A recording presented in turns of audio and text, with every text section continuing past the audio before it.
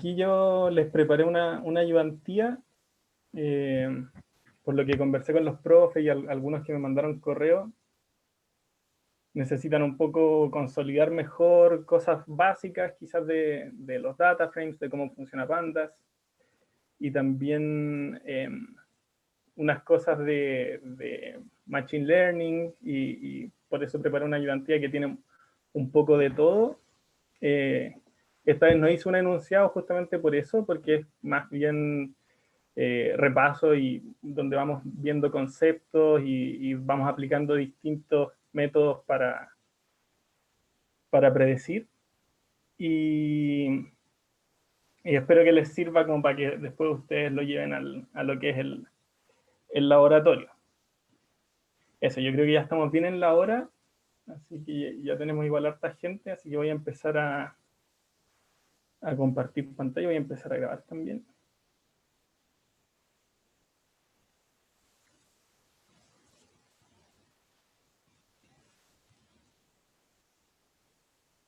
Ya.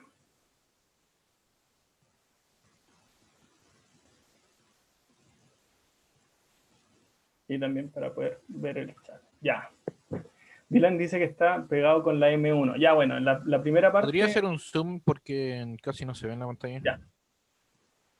La primera parte vamos a ver cómo funciona Pandas, vamos a ver cómo funcionan los data frames y vamos a mostrar algunas particularidades que tiene que les pueden servir para entender cómo es la base de datos que tienen, para después depurar si es que necesitan, ese tipo de cosas. Entonces espero que con la ayudantía te quede un poco más claro, Dylan, para que puedas empezar con la M1. ¿Ya? Entonces, ¿me confirman que se ve bien la pantalla? ¿Le puedo hacer un poquito más de zoom? Yo creo todavía no. Sí, Ya. se ve. Entonces, esta es la ayudantía 3, análisis de datos en Python. Vamos a partir importando pandas. Y aquí yo les quiero mostrar esta relación que existe entre una estructura de datos que ustedes ya conocen, que vimos en el capítulo 1, que son los diccionarios. ¿Ya? Me imagino que más de alguno ya se habrá dado cuenta de la relación que existe entre los diccionarios y los data frames, porque sinceramente son cosas bien parecidas. Entonces aquí lo que estamos haciendo es primero partir con una base de datos que está en un diccionario y convertimos esos diccionarios a objetos series, ¿ya? Series de pandas, y después en base a estas series podemos crear un objeto data frame en pandas. Entonces esto es simplemente para que vean la relación que existe entre los diccionarios y los data frames. Entonces aquí podemos ver en formato data frame la información que antes teníamos en un diccionario. Y al tenerla en formato data frame podemos ocupar todas las ventajas, todos los métodos que tiene Pandas para poder hacer filtros, para poder agregar cosas, etc. Entonces es conveniente que exista esta relación porque ustedes pueden traspasar fácilmente la información desde un diccionario a un data frame. Y bueno, no lo muestran en esta ayudantía, pero Pandas también tiene métodos para leer archivos en Excel o en CSV, y en general es bien amigable para trabajar con archivos. Este Jupyter no está subido, pero lo voy a subir, así que preocúpense como de entender bien lo que estoy haciendo, y después yo apenas termine la ayudantía lo subo al syllabus, y después el video va a quedar disponible también unas horas más tarde o quizás mañana, porque se demora a veces en renderizar. Pero eso, como le iba diciendo, los data frames son súper útiles y Pandas nos sirve mucho para poder leer información en distintos formatos. Entonces, en ese sentido, una buena ventaja. Y bueno, aquí hago el mismo ejemplo, solamente que teniendo un diccionario de diccionarios, que es la esencia de un data frame. Esto representa una matriz, es una forma de representar una matriz con un diccionario de diccionarios. Lo voy a ejecutar para que vean la estructura, y después yo también puedo hacer lo mismo, pero en vez de pasarle dos series como le pasaba antes, que al final vendría siendo cada una de las columnas, ¿cierto?, de mi data frame, ahora le paso directamente el diccionario y funciona de la misma forma, ¿cierto? Entonces tengo de nuevo un data frame con con los nombres, las áreas y las poblaciones de distintas partes del mundo, ¿cierto? En Estados Unidos.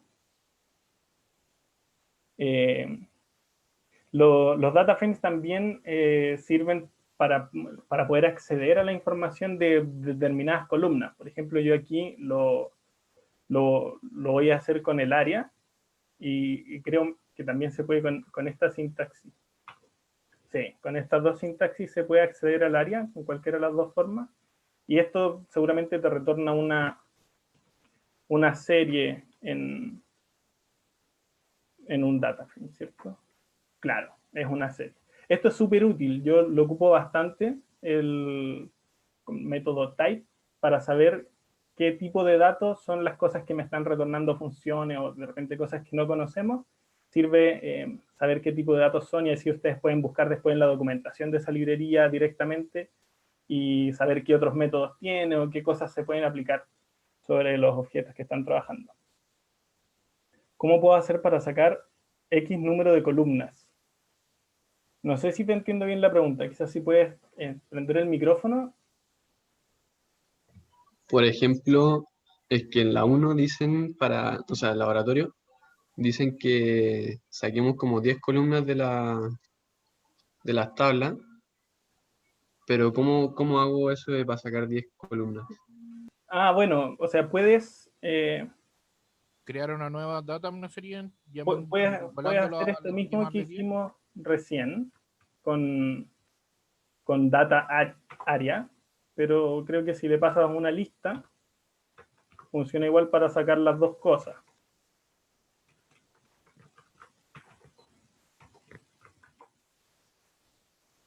Ah, no, este va sin corchetes seguramente. O quizás así. Ahí sí. Con esta sintaxis puedes sacar las columnas que tú quieras. Entonces te dicen que saques 10. La idea es que ustedes, bueno, me imagino, yo no lo he conversado directamente con los profes, pero me imagino que quieren que hagan un análisis, que vean cuáles son las columnas que les parecen más interesantes y que después se queden con esas. Buenísimo, muchas gracias. También pueden filtrar por bueno, aquí yo filtré algunas filas de Texas a Illinois, una sintaxis parecida. Estas cosas normalmente van cambiando. Yo obviamente no me sé la sintaxis de todas las cosas que se pueden hacer en pandas, pero a medida que van trabajando con pandas y con librerías similares, más o menos van familiarizándose con la sintaxis y pueden probar distintas opciones. Y si no encuentran la primera opción, es siempre después buscar en Google y encontrar cuál es la sintaxis correcta para una específica librería. Ya para hacer plots, las librerías a veces son draw o son plot o van cambiando los nombres de los métodos, pero en realidad en general funcionan similar. ¿Sí? Les recomiendo eso, ir buscando en Google si es que no saben cómo hacer algo particular, como en este caso era filtrar solamente algunas columnas. Aquí voy a filtrar algunas filas también, de Texas a Illinois, y esta también es otra forma en que se puede hacer, lo mismo, ¿ya? Pero dándole el índice. Y también existe el operador lock, que funciona también para hacer este tipo de cosas, también sirve para hacer filtros. De hecho, más abajo les muestro un filtro que se puede hacer ocupando el operador lock. Y el operador iloc es similar también, solamente que hace referencia al índice en lugar de a la primera columna. ¿Ya? En este caso, cuando yo ocupo loc, hago referencia a lo que está en la primera columna, que acá normalmente ustedes tienen números que también representan un ID o algo por el estilo. En este caso son nombres, es algo característico de cada fila de su base de datos. Las 10 columnas que se muestran. No sé si eso es directamente para el profe. Igual hay algunas issues en que preguntan al respecto y en general en este curso es como bien libre los criterios que tienen que ocupar ustedes para definir con qué columnas se quedan y esas cosas. y claro, la idea es que seleccionen las columnas que les parezcan interesantes según los criterios que ustedes definan. En este curso estamos bien abiertos en ese sentido a evaluar también el criterio de ustedes. No es como que hay una forma correcta de hacerlo y hay algunas que son las que esperamos que ocupen. Mientras lo justifiquen y tengan un razonamiento coherente, en el fondo debiera tener sentido y pudieran seguir avanzando en el laboratorio. La diferencia entre el lock y log, bueno, son parecidos. El lock hace referencia a lo que está en la primera columna y el ilog hace referencia al índice, al índice del data. Entonces a veces se pueden confundir porque ¿Con normalmente índice la eso se primera refiere como a las llaves? ¿Cómo? ¿A las llaves? El índice es la posición. La posición. ¿Eso sería la posición hasta el 4 entonces, por ejemplo? Exacto. Pablo, Exacto, hasta la posición 4 en las filas y hasta la posición 1 en las columnas. Pablo, Bien. entonces el tema cuando en la celda de arriba, cuando poní 2 puntos Texas, es que estáis haciendo un slicing hasta que salga Texas. Exacto. Exacto. Ya, ok. Estoy ocupando lock y voy a agarrar todas las filas hasta Texas y acá voy a agarrar todas las columnas hasta área. Y en este caso estoy haciendo lo mismo, solamente que con los índices, ¿cierto? Entonces voy a agarrar hasta el cuarto y acá voy a agarrar hasta el primero. Y necesariamente es por el orden que viene hecha. Uno no puede como cambiar el orden de las columnas en un data frame, ¿o sí? Este ilog no lo puedes cambiar, o sea, en el fondo el índice en lo que está, igual tú puedes insertar cosas en una determinada posición y funciona en general similar a como son otras estructuras de datos, pero por ejemplo tú podrías tener acá que estos fueran IDs de algo y que no estén necesariamente ordenados. Entonces el 4 no necesariamente va a ser la cuarta posición. Entonces hay que tener cuidado con eso y por eso tienen que ver cuándo ocupan lock y cuándo ilog. Pablo, y una pregunta. Yo no Dime. puedo hacer un sort, por ejemplo, en la columna área, como para que queden ordenados, por ejemplo, de menor a mayor. Sí, seguramente se pueden ordenar. No me sé la sintaxis de memoria, pero seguramente hay alguna forma para ordenar ascendente o descendentemente un data frame por algún criterio. Entonces yo entraría a buscar en Google cómo ordenar los elementos de un data frame según algún criterio. Muchas gracias. En general todas estas cosas están bien avanzadas, entonces lo que se imaginen yo me atrevería a decir que se puede hacer. Aquí yo tengo algunos ejemplos de algunas cosas que me parecieron interesantes, pero obviamente no podemos abarcar todo porque son demasiadas cosas. Pero ahí pueden aprovechar después de buscar en Google y resolver esas dudas. Bueno, voy a hacer acá en esta línea una modificación al data frame que tenía antes. Particularmente voy a agregar una nueva columna, que lo voy a llamar densidad. Y esta nueva columna va a ser una función de las otras dos columnas. ¿Ya? Aquí es importante que estas cosas tengan la misma dimensión, si no creo que puede tirar un error. O quizás también está bien avanzado ya Pandas y si es que hay alguna forma coherente de solucionar el problema cuando hay diferentes dimensiones, lo logra. Pero les recomiendo igual que tengan ojo con eso. En este caso estoy sacando los datos del mismo data frame, así que obviamente tienen la misma dimensión. Y claro, density es una nueva columna. Entonces aquí imprimo también data y se puede ver como ahora tenemos con California y todas las ciudades que tenía antes, y tengo esta nueva columna que la calculé en base a dividir la población en el área. Y tengo la densidad. Pablo, Dime. ¿no hay como que crear antes la nueva columna y después llenarla? ¿O como que si no existe se llena automáticamente? Funciona igual que los diccionarios. De hecho, esta sintaxis yo creo que a ustedes les suena bastante, que es la misma sintaxis para agregar elementos a un diccionario. Y claro, si es que la llave no existe, la crea Ya, y gracias. la agrega. Density es una nueva columna, sí, es una nueva columna, la creé yo y la creé acá, ¿cierto? Aquí yo estoy definiendo esta nueva columna, le pongo el nombre, y acá esto es una serie, igual que antes. Le estoy pasando una serie y estoy agregando esta nueva columna al data frame en esta misma línea. Esta línea hace todo. Calcula el valor y lo agrega al data frame. Y aquí lo puedo imprimir para que se vea que se calculó bien. Y bueno, aquí estoy haciendo un filtro, lo que les comentaba antes. A este filtro particular le puse dos condiciones, una que la densidad sea mayor a 100 y la otra es que la población sea mayor a 1,5 millones, que creo que es súper bajo y no restringe nada en verdad. Las áreas creo que están en kilómetros cuadrados y esto en cantidad de habitantes nomás. Y acá, en esta parte, lo que estoy haciendo es solamente extraer dos columnas, ¿ya? Que es población y área.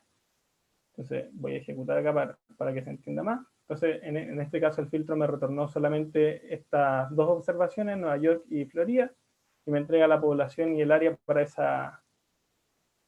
esas dos mediciones, ¿ya? Que tenía yo en mi base de datos. Entonces aquí lo que estoy haciendo es un filtro y además estoy sacando las columnas que me interesan. Entonces se pueden hacer combinaciones entre lo que habíamos visto antes, ¿cierto? En que yo acá había sacado solamente las que me interesan, área y población. En este caso solamente tenía dos, así que en realidad el data frame completo. Pero en este caso no, porque ahora yo tengo tres columnas. Entonces aquí sí estoy sacando solamente dos. Estoy haciendo como un filtro por los dos lados, ¿cierto? Estoy haciendo un filtro de filas y un filtro de columnas y en la misma línea. Son las ventajas que tiene Pandas. No sé si tienen Pablo, alguna duda hasta acá. Dime. una duda respecto a cuando uno elimina datos de las tablas, ¿conviene cambiar directamente como la tabla o es preferible como hacer como nuevas, por así decirlo, tablas? ¿Me cacháis como más o menos la duda? Depende de lo que estés haciendo y qué tan riguroso seas con la base de datos con la que estáis trabajando. Ya, porque, por ejemplo, yo puedo volver como a una tabla antigua si la modifico. Depende de las modificaciones que hagas. Ya. Y si estáis guardando esos datos. Por ejemplo, si tú llegáis y eliminas una columna, que de hecho lo vamos a hacer más adelante, y no guardas la información de esa columna en ninguna parte, entonces no podrías volver a recuperar esa información de ninguna forma, ¿cierto? Ya. O si es que eliminas filas.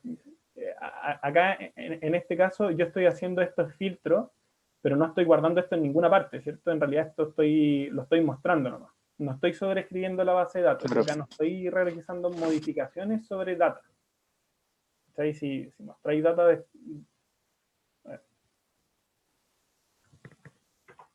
Si muestro data, todavía tiene todos los datos que tenía antes. ¿Ya? No estoy haciendo modificaciones, solo filtros. Si es que yo aquí pusiera data igual esto, ahí sí estaría haciendo una modificación. Y tienes que ser riguroso dependiendo de lo que necesitas. Yo en general creo que no es muy buena práctica eliminar filas, por ejemplo, porque le falten datos. Entonces, los drop nada, que te saca todas las filas que les faltan datos. En general, en bases de datos reales, tú vas a tener muy pocas filas que no les falte ningún dato. Pero puede ser que aún cuando le faltan algunos datos a esa fila, tiene datos para algunas columnas que sí te parecen interesantes y que podrías analizar. Entonces, yo creo que es mejor ir haciendo estos filtros para cuando tú necesites ocupar un específico dato, y ahí sacas solamente los que te interesan, pero no modificando la base de datos original, porque ahí después no tienes cómo recuperar esos datos y puede que te sean útiles para otras consultas, otras cosas que quieres saber después. Eso, no sé si te queda un poco más claro. Sí, gracias. Super. Pablo, Dime. que si a ese al data.log, antes que le pusiera como, no sé, como tabla 2, igual esto se guardaría como una nueva tabla. Claro, Como esa... esto retorna. Y como estamos en Jupyter, tenemos la ventaja de que Jupyter hace display de forma automática, ¿cierto? Entonces muestra también qué es lo que retornó esto. Entonces se guardaría como Puedes una hacer tabla este filtro y como... guardarlo en otro dataset. Ah, ya, bacán. Gracias. ¿Más preguntas?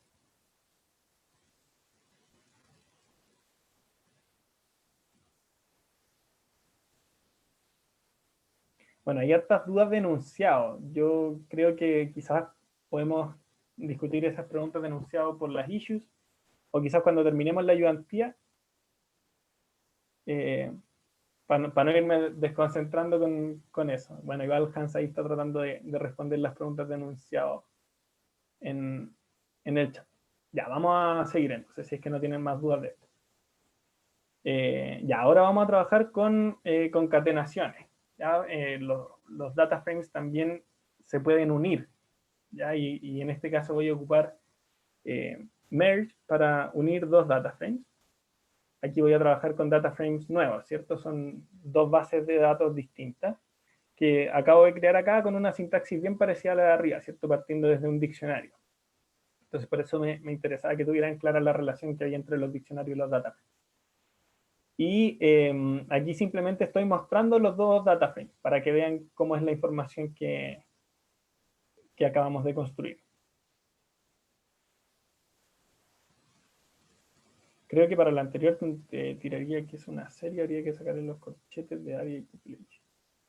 No sé si es una pregunta eso o es más bien un comentario.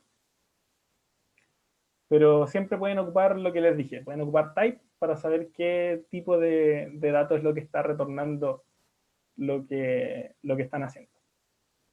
Pablo, una duda. Dime. Cuando uno hace como concatenación, disculpa, ¿Ya? como que los dos data frames tienen que tener como algún ID similar o algún Ahora lo vamos a ver. elemento. Ahora lo vamos a Ya. ver.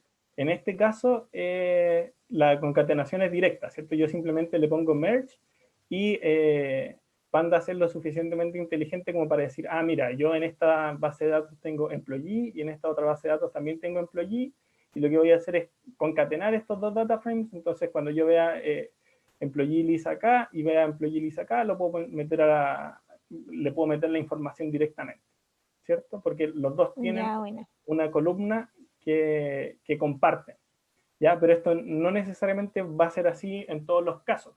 De hecho, ustedes vieron en la base de datos del capítulo pasado que en algunas bases de datos se llamaba región, algunas cosas, en otras bases de datos tenían otros nombres, a veces se trabajaba con continentes, etc. Entonces, ustedes no necesariamente van a tener esta propiedad de que hay dos bases de datos que comparten una columna y que los datos calzan y se puede trabajar de todas formas. Y ahí voy a mostrar una forma en que pueden realizar de todas maneras la concatenación, incluso sin tener una columna en común en dos data frames distintos.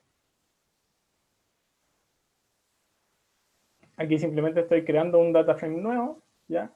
Y es para hacer otro merge. Entonces aquí tengo el data frame 3, el data frame 4 y el merge, que de nuevo lo hace automático por group en este caso, que es la columna que comparte. Y me genera el tiro este merge, me genera el tiro otro data frame directamente.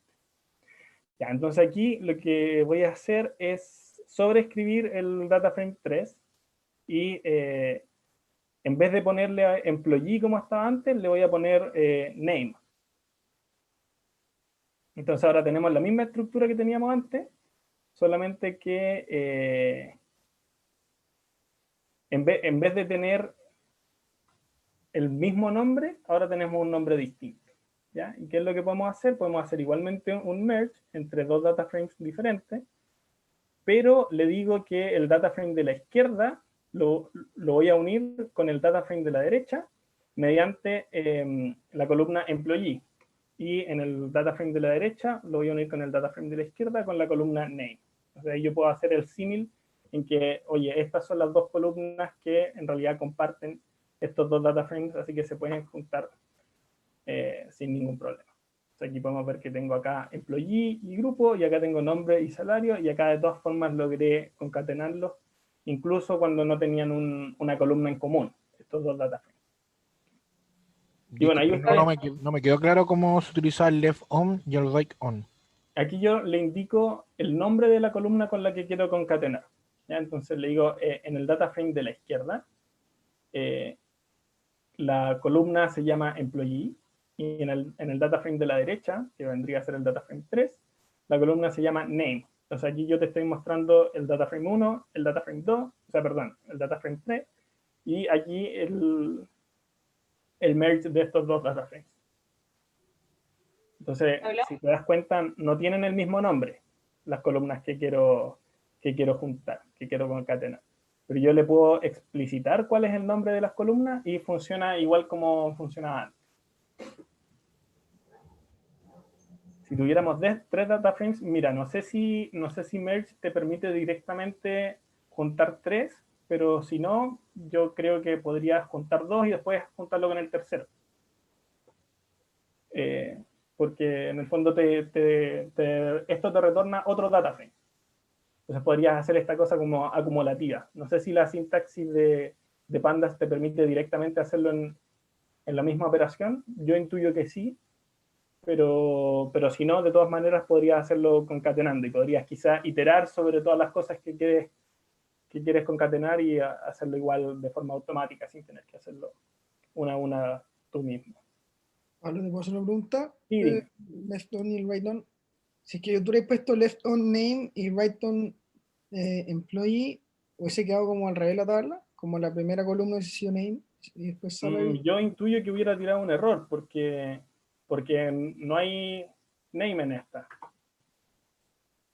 Aquí error. Perfecto. En el fondo lo que hace esto es decir con qué columna quiero unir.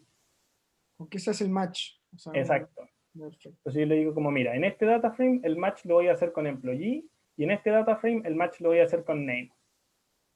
Entonces este merge de cierta forma recorre este otro y ve cuando employee sea igual a esto y mete las otras columnas. Es como bien parecido a lo que hicimos en el capítulo pasado con SQL, ¿cierto? Nosotros hicimos este mismo tipo de cosas con SQL, juntamos y separamos tablas. Aquí se puede hacer lo mismo, pero con data frame. Pablo, Dime. ¿yo le puedo cambiar el nombre a una columna a una tabla? Sí. Puedes cambiarle el nombre. La ¿Cómo se hace sintaxis eso? específica sí tampoco sabría decirte, Ah, ya. pero lo he hecho y se puede. Ya. Eh, Que igual en ese caso como que yo podría haberle cambiado como a la tabla a 2, le cambio name por employees claro, y como que podría hacerlo y quedaría como más ordenadito, por así decirlo. claro, se puede hacer también, pero esto te permite hacerlo sin realizar modificaciones en la base de datos. Ya. Acá nosotros en ningún momento estamos modificando ni el data frame 1 ni el data frame 3. Estamos generando un nuevo data frame que le pusimos DFM, que tiene la información de los dos juntos.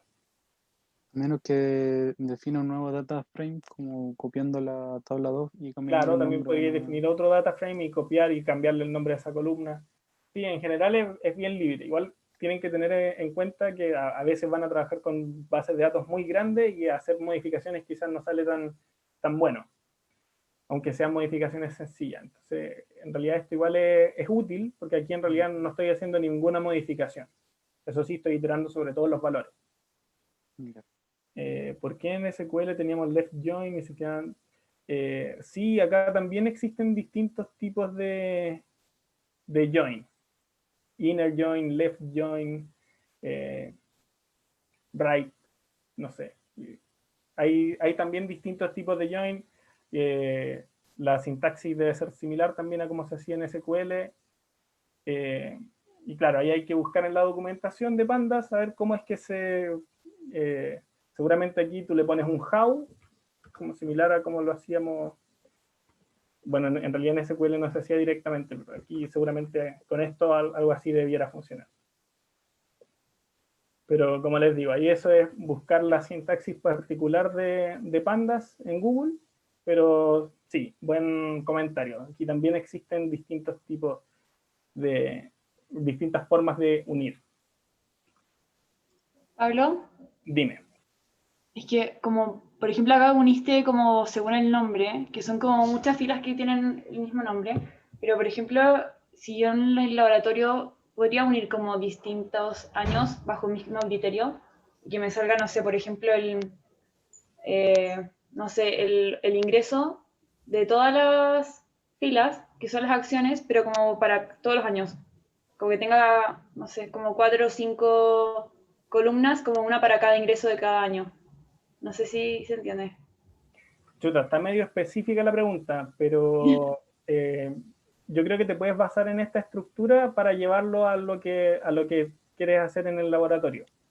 En el fondo, lo que me interesa a mí es que aquí entiendan cómo funciona el merge, qué es lo que hace, y después eso ustedes lo pueden llevar directamente a lo que quieran hacer en el laboratorio. Entonces aquí lo que estamos haciendo es agarrar esta columna, buscar los match con esta columna del otro data frame, y estamos agregando los datos que tiene esa fila del otro data frame en el otro data frame. Estamos agrupando los datos en un solo data frame. Y lo que preguntan acá es qué pasa si hay un nombre que está en uno pero no en el otro. Yo intuyo que te va a dejar las columnas que tenía ese data frame, te las va a dejar vacías. Te va a dejar un none, o un null, o un none, o algo de ese estilo. Y es común en realidad tener datos faltantes en DataFrame, sobre todo si es que vienen de distintas bases de datos. De hecho, volvemos de nuevo a lo que les pasó en el laboratorio 3, en que tenían bases de datos con nombres distintos y que había datos que no calzaban, y entonces es común que tengan esos problemas, y en este curso la idea es que ustedes mismos vayan decidiendo cómo trabajar con los datos faltantes y los problemas de ese estilo que vayan teniendo. Ya, entonces, vamos a seguir con scikit-learn. Ahora ya empezamos con la parte de modelos.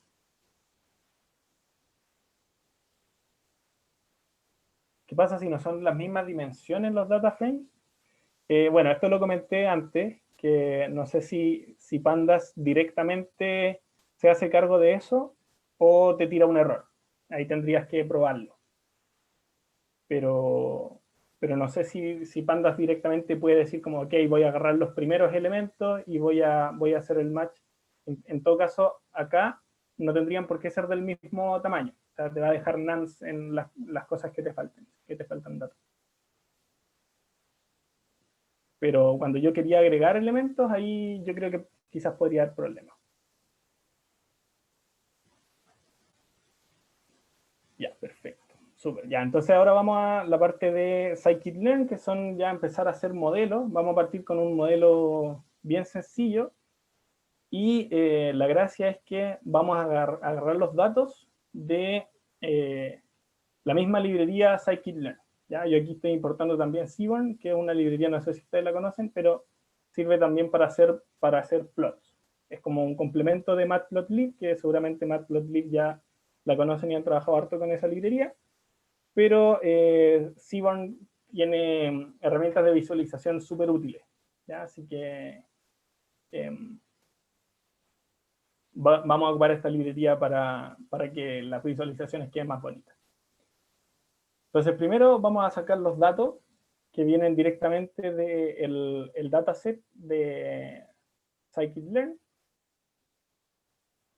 y vamos a plotear un subconjunto de los primeros 10 para que veamos qué es lo que tiene este dataset. En este caso son números, ¿cierto? Del 0 al 9. Y aquí arriba estoy mostrando cuáles son los valores asociados a la imagen, y abajo estoy mostrando la imagen en sí. Entonces vamos a construir un modelo que nos permita, viendo una imagen, determinar cuál es el número más probable asociado a esa imagen. ¿Ya? Para eso nosotros vamos a tener un dataset inicial que se compone de estas dos cosas, de los números correctos y de las imágenes, y vamos a hacer un set de testeo y un set de entrenamiento. Ya vamos a entrenar primero el modelo con el set de entrenamiento, y finalmente vamos a testear los resultados, o sea, el rendimiento de nuestro modelo en base al set de entrenamiento. Se perdieron, ya, a ver quién no se entiende. Por 30, sí, no, yo me imaginé que en esta parte iba a haber un poco más de dudas. ¿Cómo llegaste a esos números? Estos números son parte de mi base de datos, ¿ya? Yo todavía no hago nada con esto. Simplemente los saqué de dataset.loadDigits, ¿ya? Ustedes pueden buscar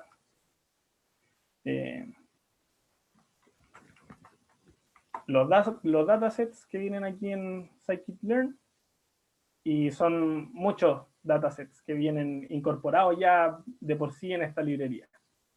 Entonces yo saqué un dataset de números, después vamos a sacar otro dataset de plantas, pero básicamente scikit-learn ya viene con algunas bases de datos incorporadas, que son bases de datos que ya están testeadas y que se conocen y se ocupan fines prácticos para mostrar cómo funcionan distintos modelos. Entonces yo aquí estoy simplemente sacando la información de esa base de datos y estoy mostrando con un plot de Matplotlib junto los datos con el número asociado a cada dato. Y lo que nos interesa hacer a nosotros ahora es ocupar estos datos para hacer un modelo predictivo, en que después yo pueda recibir una imagen y decir, ah, mira, esta imagen corresponde a un 3, por ejemplo. ¿Ya ahí quedó más claro? Parece que sí. Súper. Ya, entonces, lo primero que voy a hacer es una reducción de dimensionalidad. Esto en realidad no se ve en el curso, pero yo creo que es útil para que ustedes puedan de cierta forma visualizar cómo están distribuidos estos datos, ¿ya? Si ustedes se dan cuenta, acá nosotros tenemos 10 categorías en realidad. Entonces, si es que yo quisiera hacer un plot de esto, tendría que hacer un plot en 10 dimensiones. Y nosotros no sabemos hacer plots en 10 dimensiones, entonces nos aprovechamos de la decomposición de PCA. Hay distintos tipos, de hecho yo les voy a mostrar dos, la PCA y la TSNE, y vamos a poder visualizar estos datos que están en 10 dimensiones en 2 dimensiones. ¿Ya? Aquí se hacen unas transformaciones que en realidad no interesa que entiendan mucho, pero que lo que me interesa que se queden de esto es que te permite visualizar datos que están en más dimensiones en 2 dimensiones. Si achican los ojos pueden imaginarse que son números dibujados a mano, sí, son números bien pixelados. Ya, entonces, aquí estoy mostrando este dataset que al final es difícil de ver qué es lo que está considerando. Aquí PCA hace ciertas transformaciones y me separa distintas componentes que tienen estos números en simplemente dos dimensiones. ¿Dimensiones podríamos asociarlos a variables? Sí, yo diría que sí. Al final es como, o sea, en realidad estas cosas son mucho más complejas. Son los modelos de Machine Learning en realidad consideran cosas bien extrañas, y hay algunos que son más interpretables que otros, y de hecho eso lo vamos a analizar también. Lo que me interesa que se queden de esto es que con esta reducción de dimensionalidad yo puedo visualizar de cierta forma la distribución de los datos, que al final estos datos corresponden a estas imágenes, en 2 dimensiones. ¿Ya? Entonces aquí se puede ver, por ejemplo, estos numeritos están bien aislados, entonces en general el 0 debiera ser más o menos fácil de identificar, pero aquí hay una zona en que, o sea, si yo tengo un punto por acá, es más o menos complicado saber a qué pertenece porque tengo como una mezcla, ¿cierto? Puede ser un 7, o puede ser un 2, puede ser un 1, ¿cachai? Entonces es más complicada esta zona. Pues si nosotros, dime. ¿Los ejes qué significan? Ah, no, en este caso tampoco tienen una interpretación directa, es como lo que estaba hablando antes. estoy haciendo una reducción de dimensionalidad para poder plotear esto en 2 dimensiones. Le puse PCA1 y PCA2, pero en realidad no es como que tú puedas decir, este menos 30 significa tal cosa, es como que se pierde un poco la interpretabilidad. La idea es que se pueda ver la distribución de los datos, y puedes ver como algunos datos que se parecen más a otros. Ya, y aquí voy a hacer otra reducción, que es TSNE, y en este caso me muestra algo ya harto más trabajable, ¿cierto? Están en base a esta reducción de dimensionalidad, que es de otro tipo, que hace otro tipo de transformaciones, que en realidad no me interesa particularmente que entiendan, simplemente que sepan que hace transformaciones y lleva a algo de 10 dimensiones a este gráfico en 2 dimensiones. Y aquí podemos ver que sí están mucho más separados los distintos clústeres. O sea, acá tenemos unos puntos medio raros, pero en general vemos una separación mucho mayor a la que veíamos en este gráfico. Hay otros distintos tipos para hacer esto mismo, y ustedes pueden buscar y les puede servir para hacer plots y entender más cómo están sus datos. Esto no lo pedimos directamente, ni lo enseñamos en el curso, pero lo encontré interesante para que supieran que existe, y pues, los que estén interesados puedan indagar un poco más.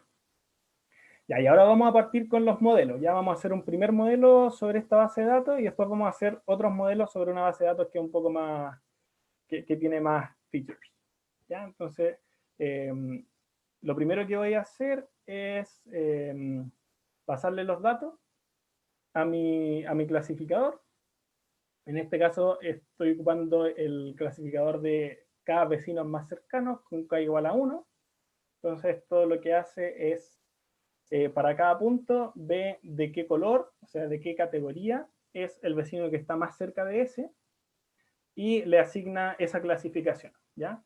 Para esto yo necesito tener una base de datos que me diga a qué clasificación pertenecen los puntos, ¿ya? Y después necesitamos otra base de datos para poder testear el modelo que construimos en la primera etapa, ¿ya? Entonces aquí estamos dividiendo nuestra base de datos en 50-50. Podemos ver que acá le pasamos la primera mitad, y en el segundo caso le pasamos la segunda mitad, ¿ya? Le pasamos la segunda mitad de los datos. ¿Cómo fue, Pablo? ¿Qué es lo que está haciendo? ¿Qué es lo que está haciendo según colores? Lo que quiero hacer es un modelo que me diga, para una imagen desconocida, cuál es el número que corresponde, ¿ya? Y esta parte de los colores es simplemente para que pudieran visualizar cómo estaban distribuidos los datos. Es simplemente para entender qué tan distintos o parecidos son estos números. Y les mostré 2 formas de reducir la dimensionalidad, y era más que nada para que se viera cómo están distribuidos los datos en un gráfico que nosotros podamos entender, que está en 2 dimensiones y no en 10. Y aquí recién estoy haciendo el modelo, ¿ya? Entonces voy a ejecutar esto. Esto lo que hace es ejecutar el modelo de el K vecinos más cercanos, en este caso con el número de vecinos igual a 1, y asigna para cada valor, para cada medición, la clasificación del vecino que esté más cerca en mi base de datos. Hice un modelo de entrenamiento, hice la mitad de entrenamiento y la mitad de testeo. Entonces, claro, primero estamos entrenando, y aquí en esta parte ya vamos a testear. Vamos a testear nuestro modelo, ¿cierto? Aquí le pasé la primera mitad, como se ve acá, y aquí le estoy pasando la segunda mitad de los datos. Ese modelo sería de entrenamiento, ya, gracias. La primera parte es de entrenamiento y la segunda parte es de testeo. Entonces aquí yo les voy a mostrar 2 métricas, porque a nosotros no solamente nos interesa ver, ok, este es nuestro modelo, me predice que este es un 3, este es un 4, a mí también me interesa saber qué tan bien está ese modelo respecto a los datos reales, ¿ya? Y la ventaja de que yo separé al principio en 50-50 es que yo, para los 2 datasets, sé con certeza cuál es el número al que correspondía cada imagen. Entonces yo después puedo aplicar distintas métricas para ver qué tan bien se comportó mi modelo en relación a los datos reales que tenía. Entonces voy a ejecutar esto. La accuracy en este caso es un 95%. Esto es la cantidad de veces que le achuntó versus el total. Y hice también el plot de la matriz de confusión, que es básicamente para cada número, veo cuántas veces le predije qué cosa, ¿ya? Entonces, para el 0 predije 90 veces que era un 0 y no me equivoqué nunca. Entonces, para el 0 está bastante bien y eso tiene sentido con lo que habíamos visto acá, ¿cierto? Que el 0 en general está en una zona más o menos aislada y es relativamente sencillo ver a qué número correspondía, ¿ya? Pero en la parte de acá, cuando ya estamos con el 4, hubo a veces que me equivoqué y dije que era un 6 o un 7, en el 3 me equivoqué también a veces y dije que era un 8, ¿ya? Entonces estos números que están acá en realidad no debieran estar. El modelo perfecto es el que me indica que toda la columna central tiene números y todas las otras son puros ceros, ¿ya? Y eso significa que logré achuntarle al 100% de los datos, ¿ya? Y en ese caso la accuracy, que es lo que estamos viendo acá, sería de un 100%. Ya, Una ahí pregunta. respondí en el chat, dime. No entendí muy bien cómo funciona este modelo en sí. O sea, sé que ya lo entrenaste, pero no caché solamente le diste los datos y el modelo como lo hace solo por... Sí, Me sí, dijiste como cuando los vecinos tengan K igual 1, pero como ¿qué significa eso? Como que eso es lo que me... El K representa a la vecindad, o sea, cuántos vecinos voy a considerar para clasificar mi modelo, ¿ya? Entonces, por ejemplo, a ver, voy a buscar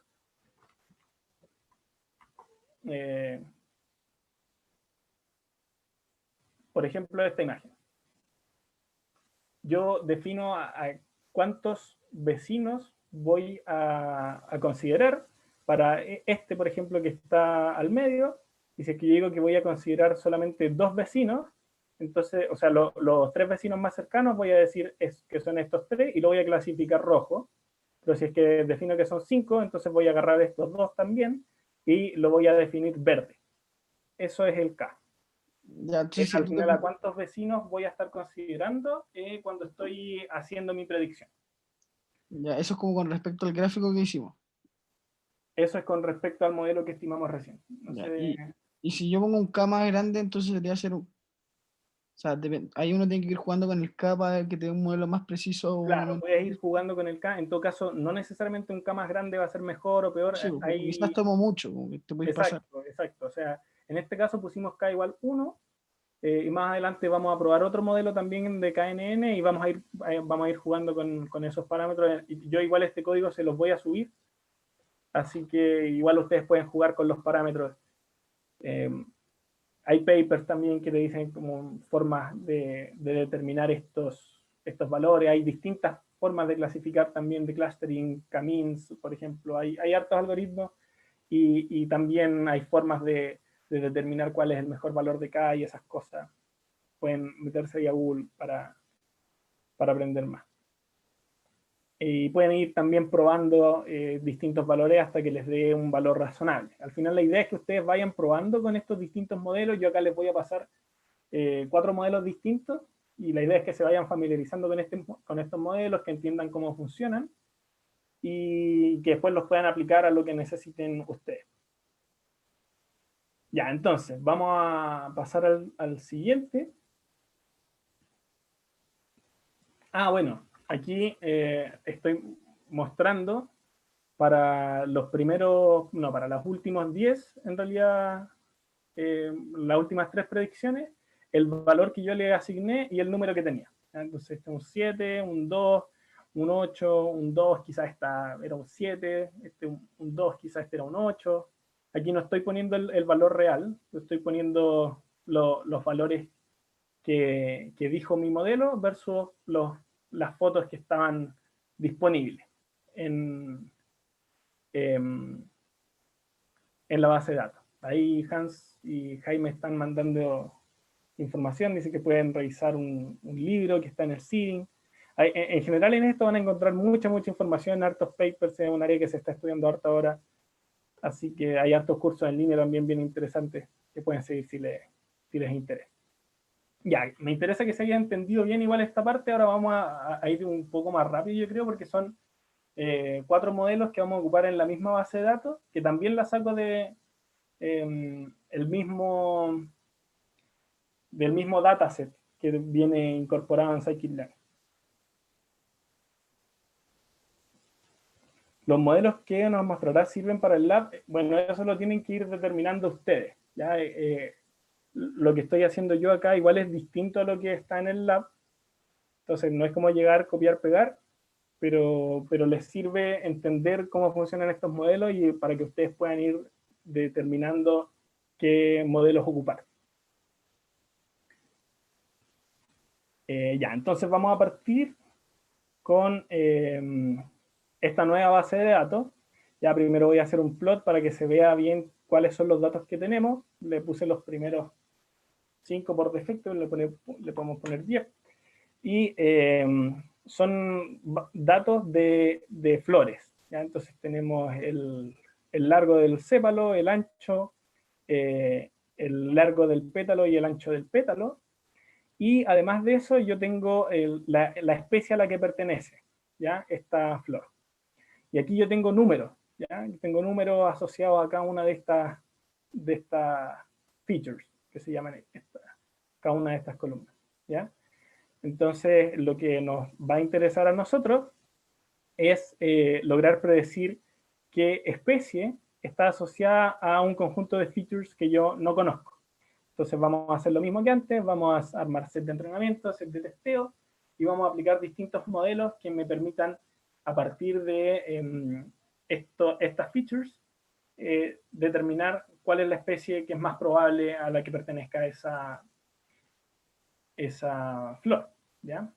En este caso nosotros tenemos datos tabulados, antes no teníamos datos tabulados, pero ahí la misma librería se encargó de hacer los pasos pertinentes. En este caso es más sencillo porque tenemos directamente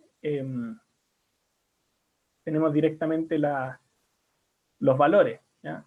Acá yo para cada píxel puedo definir una serie de valores y seguramente eso es lo que hace KNN cuando predice esto. Como que va llenando las columnas con los píxeles. Entonces, lo primero que voy a hacer es mostrar un poco los datos para que conozcamos la base de datos con la que estamos trabajando. Aquí le voy a hacer menos zoom para que se vea completo. Entonces vamos a estar graficando acá las distintas features respecto a sí misma y vemos las distribuciones que tiene. Ya aquí en esta parte central nos muestra cómo se distribuye cada una de estas características para cada par de datos. Ya es como lo que estábamos haciendo antes, solamente que aquí estamos agarrando directamente solamente 2 features, ¿cierto? Estamos agarrando, por ejemplo, acá el largo del sépalo y acá el ancho del sépalo. Y estamos ploteando. Entonces, esta es otra forma de visualizar cómo están distribuidos los datos cuando tenemos también más de 2 dimensiones. Por ejemplo, aquí podemos notar que está bien confusa esta parte, o sea, este punto yo lo habría clasificado verde, y quizá este punto naranjo, pero acá como que está medio confusa la cosa. Y en esta zona de acá ya podemos ver que en realidad está un poco más claro cuál es la distribución. Estos están en realidad en todas partes, están bien aislados, entonces este es como el que es fácil de predecir. La setosa, ¿ya? Es como la que es en general distinta a las otras dos, y la versicolor y la virgínica son en general más parecidas. Entonces lo que esperaríamos nosotros también es que nuestros modelos logren predecir mejor cuando se trata de una cetosa y quizás se confundan entre las otras dos especies, ¿ya?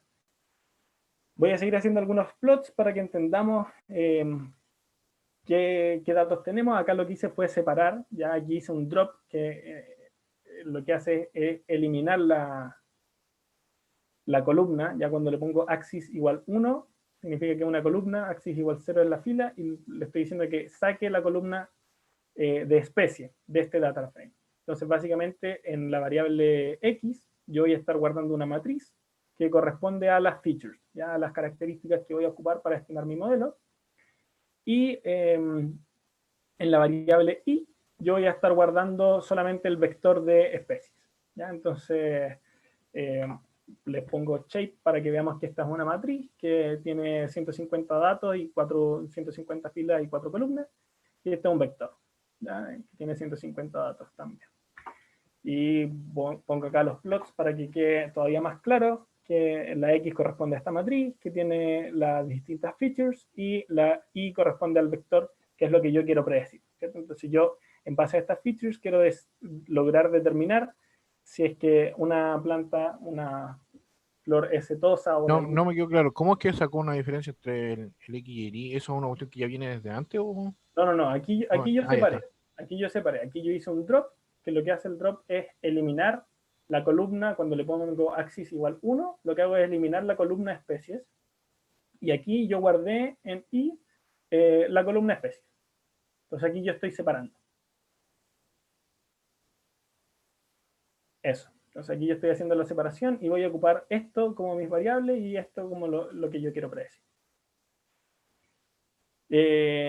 Entonces, aquí lo que voy a... ¿para qué hice el drop? El drop lo que hace es eliminar una columna, ¿ya? O puedo eliminar una fila también, si aquí le pongo axis igual 0, ¿ya? Pero axis igual 1 elimina una columna, ¿y cuál columna? Especie. Y esto me retorna otro data frame que lo guardo en X. ¿Por qué queremos eliminar esa columna? No la queremos eliminar, queremos separar nuestras variables con las que vamos a predecir y nuestra variable que queremos predecir, ¿cierto? O sea, nosotros vamos a ocupar esto como input y esto es a lo que queremos llegar. Yo quiero saber si es que corresponde a una setosa o a una flor de otro tipo. Entonces las estoy separando para después pasárselas al modelo. Pablo, Dime.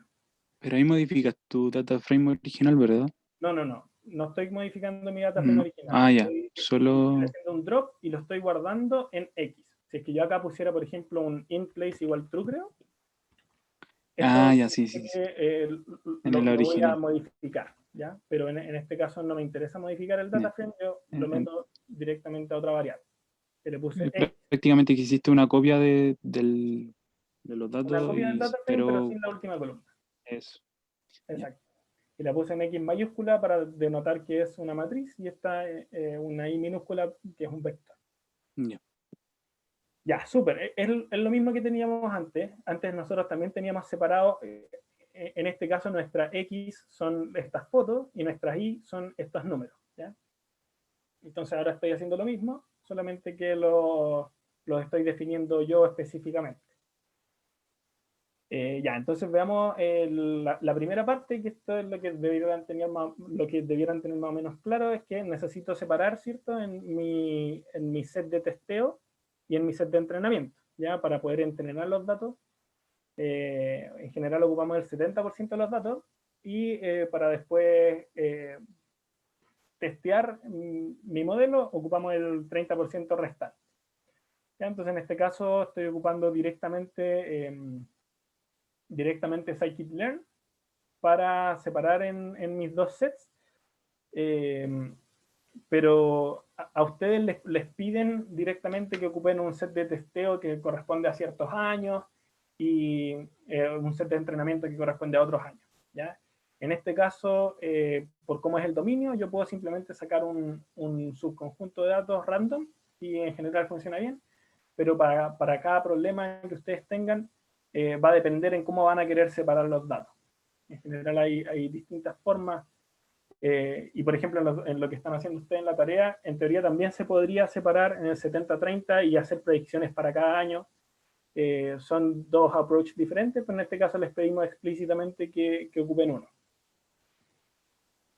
No sé si tienen dudas hasta acá.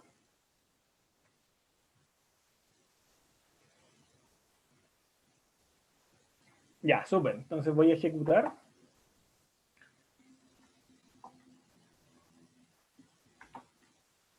Y aquí podemos ver que tenemos nuestra matriz que ahora es de 3×3 porque solamente tenemos tres tipos de planta.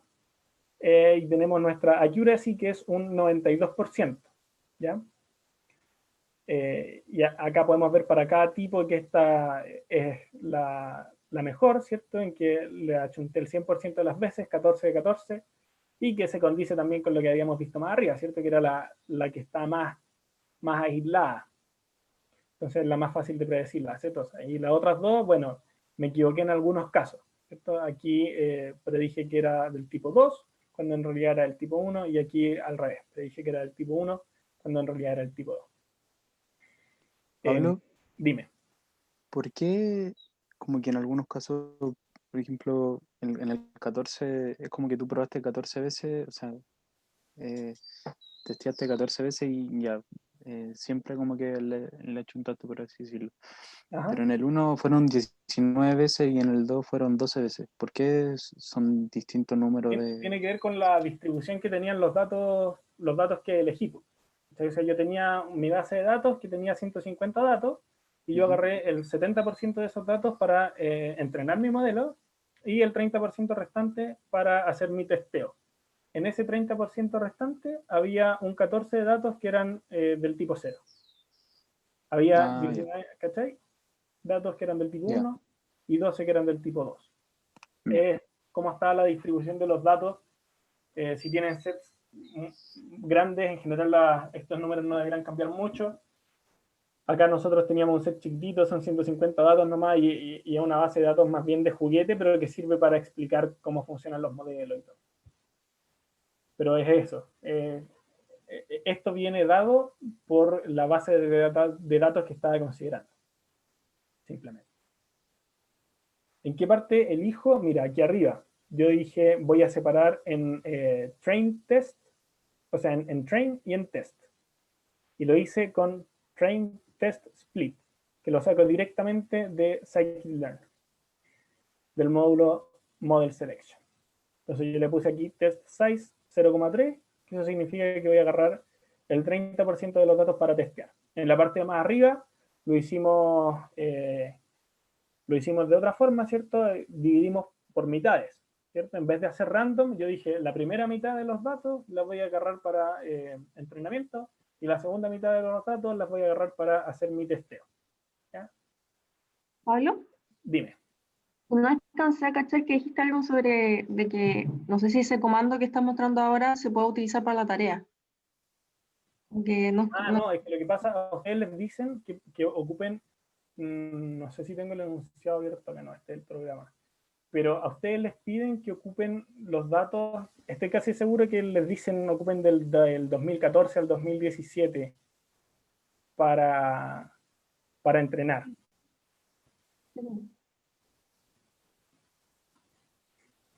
Exacto, aquí, entre el 2014 y el 2017 para entrenar, entonces en realidad es distinto.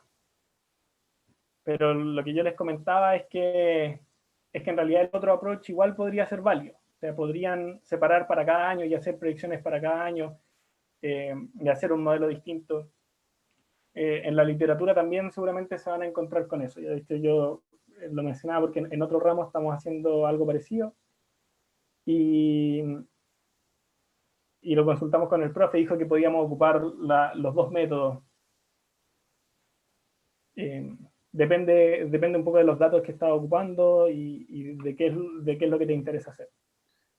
Una pregunta. En este caso, no se compliquen con eso porque les decimos directamente cuál es el set de entrenamiento. Dime. Ahí donde pusiste el knn.fit, ahí es donde estés llamando al modelo para que se entrene. O sea, Exacto.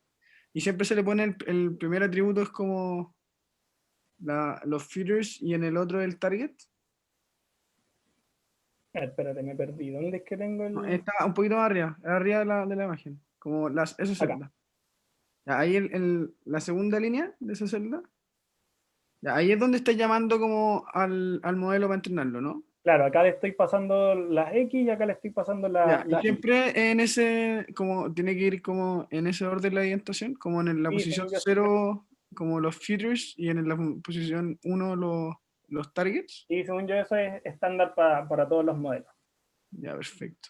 Y eso, cuando le pusiste de predict, es como ya que me haga la... Ya que lo, Claro, aquí lo yo prediga. estoy diciendo como con los otros datos, si te fijas, le estoy pasando los otros datos, haz tu predicción. Ya, Y y ahí en después el acá, accuracy, te estoy ya, diciendo ya, qué tal está mi predicción con respecto al e-test, que son los datos, que son las respuestas reales. ya, perfecto. Ya Entonces aquí entendí. en esta línea yo estoy haciendo la predicción, acá estoy ajustando el modelo, y acá estoy viendo qué tal lo hizo mi modelo. Y en base a dos métricas, ¿cierto? En base a la accuracy y a la matriz de confusión. Hay un montón de otras métricas. De hecho, yo aquí lo tengo en la documentación. Está accuracy, balance accuracy, average precision y un montón de otras métricas que ustedes pueden ocupar y consultar para definir qué tan buenos son sus modelos. Yo en este estoy ocupando balance accuracy, pero en otro de los modelos que hice más adelante también ocupé la accuracy normal. La diferencia es que el balance accuracy para los distintos tipos le asigna el mismo peso independiente de cuántos datos tenía de cada uno. Es como un poco lo que preguntaba su compañero. O sea, yo al final pondero de la misma forma a cada uno de los tipos de flores que quiero predecir. Pero eso no necesariamente va a ser así. O sea, quizás ustedes tienen, no sé, les interesa predecir mucho mejor los tipos que tienen muchos más datos.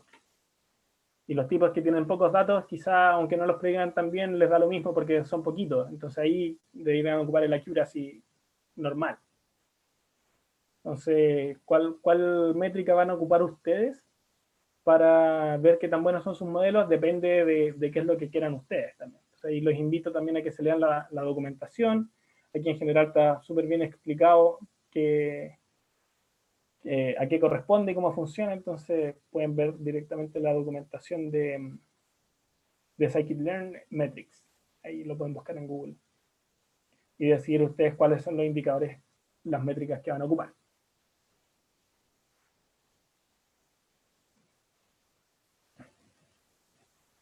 Claro, sí, no.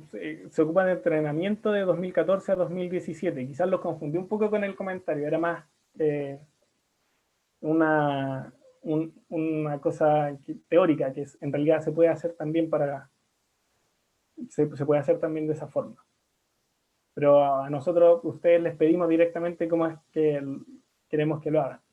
Igual pueden probar otras formas distintas quizá y analizar, pero en el fondo nosotros les pedimos una cosa específica. Ocupar del 2014 al 2017 para entrenar y después el 2018 para validar. Ya, entonces, vamos a ocupar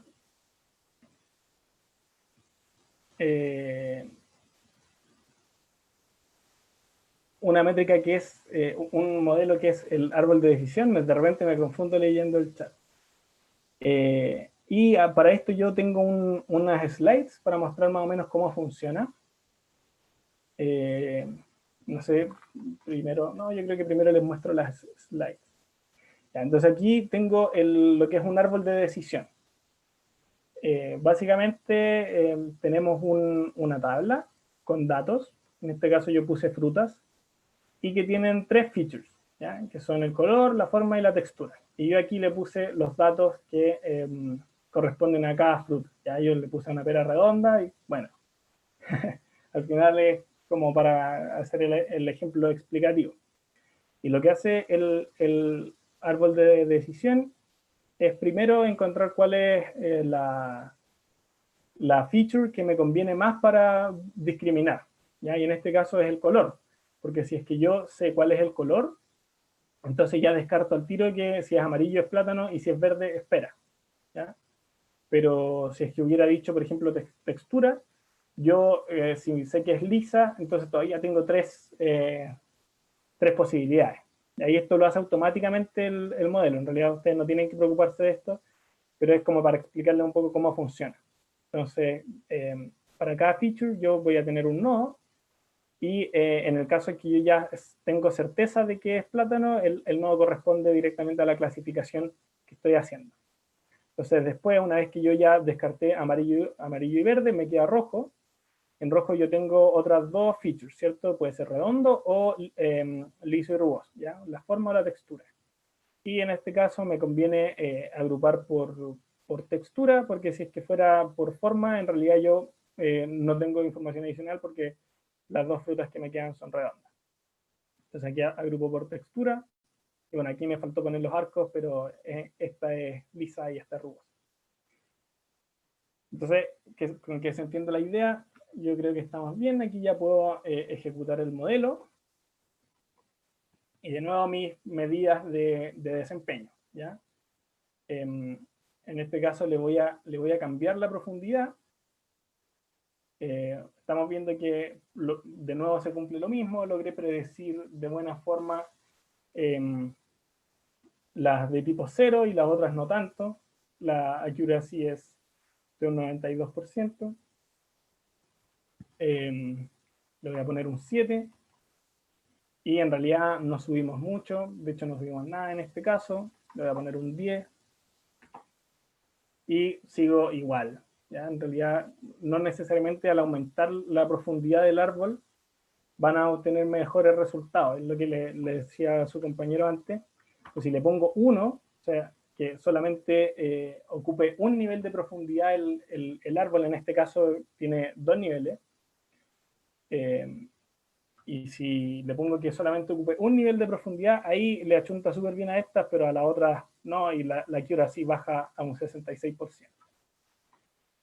Entonces, esto es un poco para comentarles que los parámetros que eligen influyen en qué tan bueno es su modelo para predecir, pero hasta cierto punto. O sea, no porque ustedes le pongan acá un 100, significa que su modelo va a ser mucho mejor. De hecho, este sigue siendo 92% de precisión, se sigue equivocando en 2.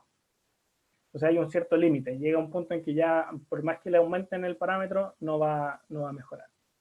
Bueno, y este es una extensión del modelo anterior. En vez de un solo árbol de decisión, tengo hartos árboles de decisión y son aleatorios, no son como los otros que tenían una cierta lógica. Este modelo no lo vemos en clase, pero es como una extensión al otro modelo y funciona bien sencillo. Acá yo simplemente le pongo la cantidad de estimadores que corresponde a cuántos árboles voy a crear, y también puedo ocupar este modelo para predecir a ver qué tal son sus resultados, y me arroja lo mismo. Ya me arroja 92% accuracy. Probemos si es que el aumento a 1000 sigue en 92% accuracy. Ya, entonces lo mismo.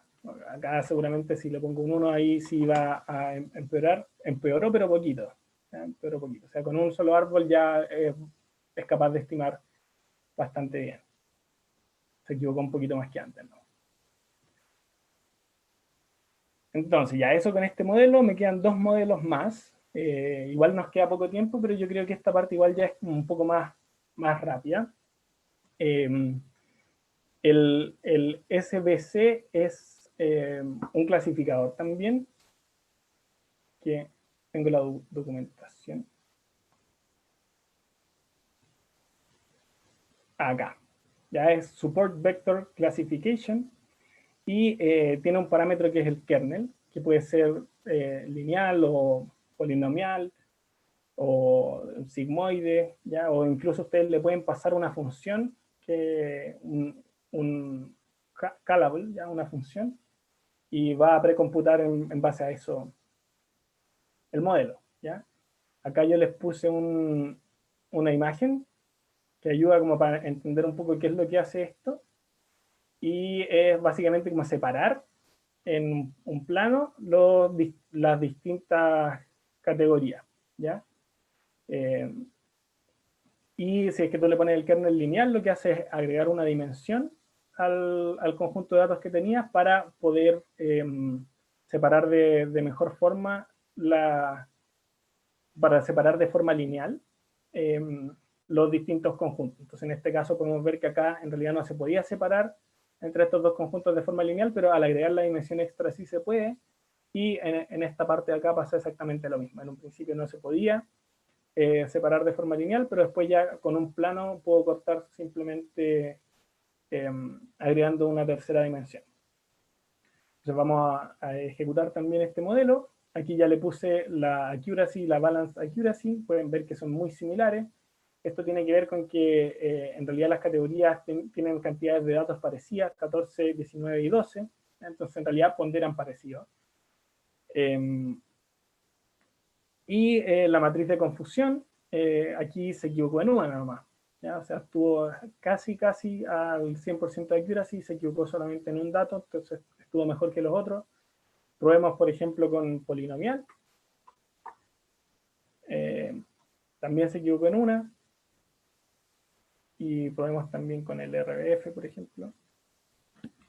Entonces la idea es que aquí ustedes vayan probando con distintas métricas. Aquí este funciona un poco peor. Pueden buscar distintas métricas, distintos modelos para ver cómo pueden predecir mejor. Ya este es un dataset de juguete, así que los modelos corren bien rápido.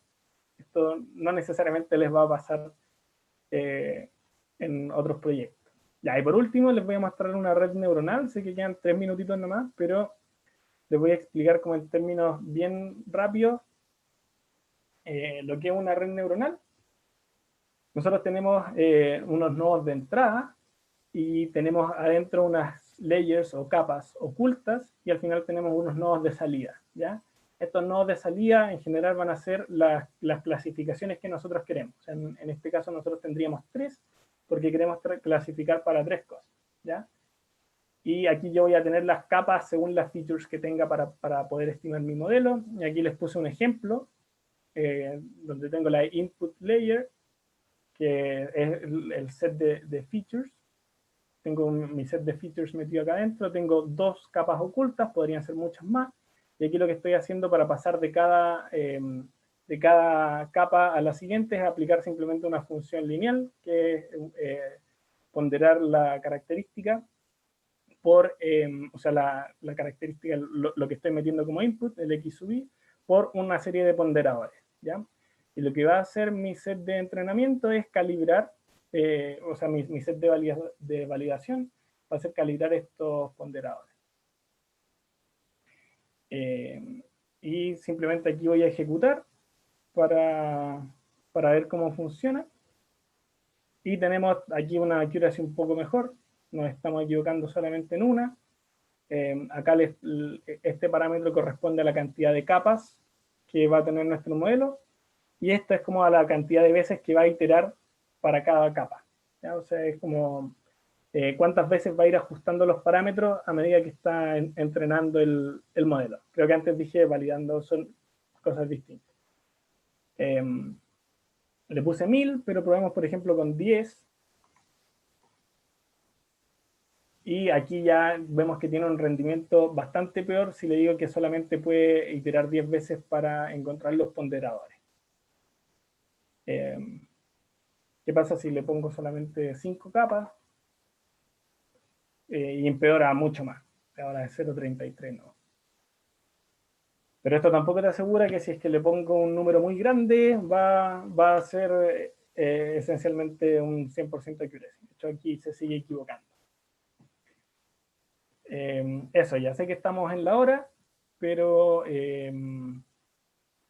creo que igual alcanzamos a ver hartas cosas, quizá un poco con menor profundidad, pero al menos con esto ya debieran tener una noción de lo que son los distintos modelos, las distintas métricas que existen, y ya pueden empezar a investigar más a fondo para ir probando distintos modelos, según lo que tienen que hacer ustedes, ir determinando qué decisiones tomar para seguir avanzando en el laboratorio.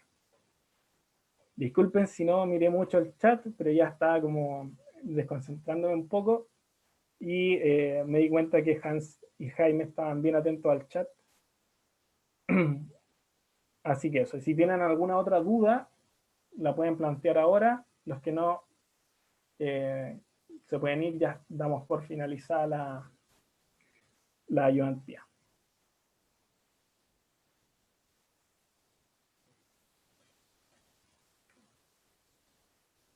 Chao.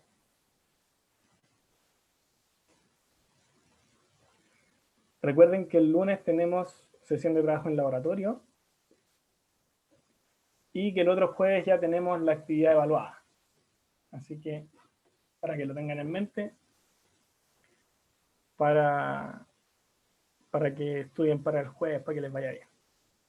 Eso, si tienen dudas, pueden quedarse un ratito aquí ahora los que tengan dudas puntuales. Si no, los invito a hacer las dudas en Issues, que es el foro, canal formal que tenemos para las preguntas.